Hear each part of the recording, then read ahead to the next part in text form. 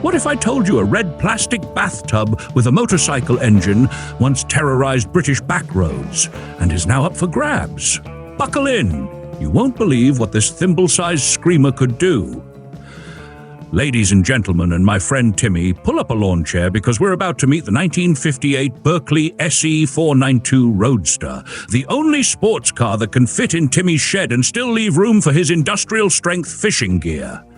And no, this isn't a toy, despite what Timmy said when he first saw it and asked if it came with a remote.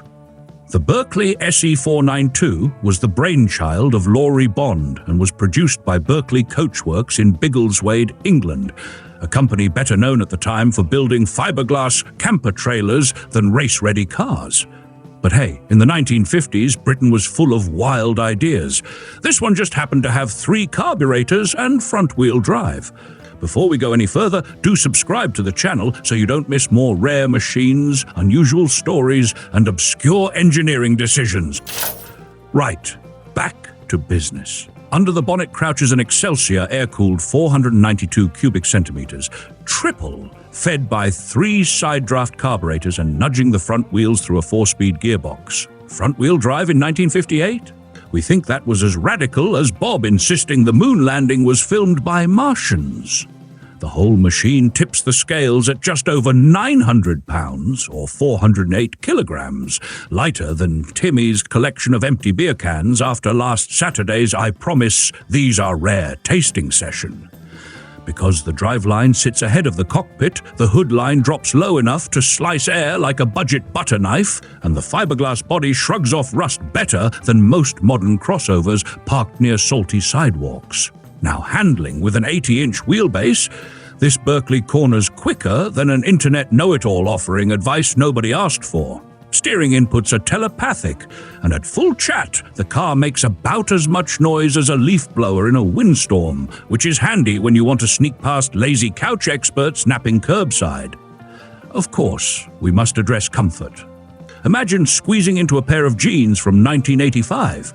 If you're tall, you'll drive knees up like a politician dodging hard questions. If you're Timmy-sized, you'll finally know how sardines feel. Yet, that scarcity of space is exactly why the SE492 thrills.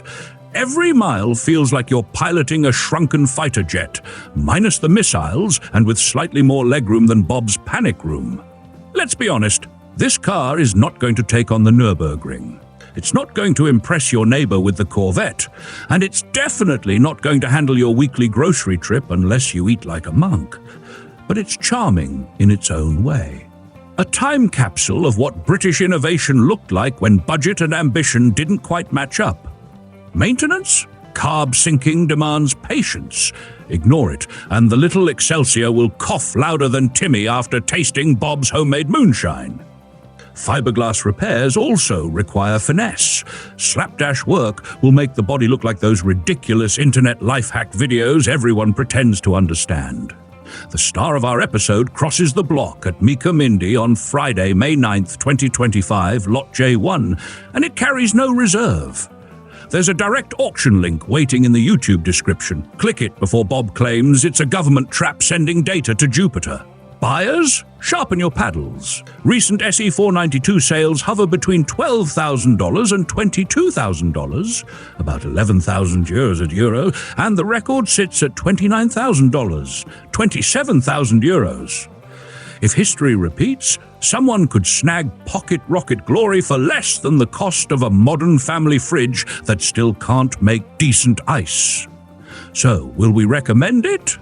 Only if you enjoy explaining to drive-through cashiers why your sports car looks like it arrived in the kids' meal box. But we think its charm, rarity, and featherweight thrills justify every raised eyebrow, especially when Timmy pulls up beside you in traffic and brags that his fishing boat has more cylinders. He counts the oars. Friends, we're wrapping up, and if you want to support this channel for just $1 a month, there's a sponsorship link in the description. It keeps us going, helps cover travel, coffee, and maybe, just maybe, keeps Timmy from bidding on cars he can't fit into. See you next time.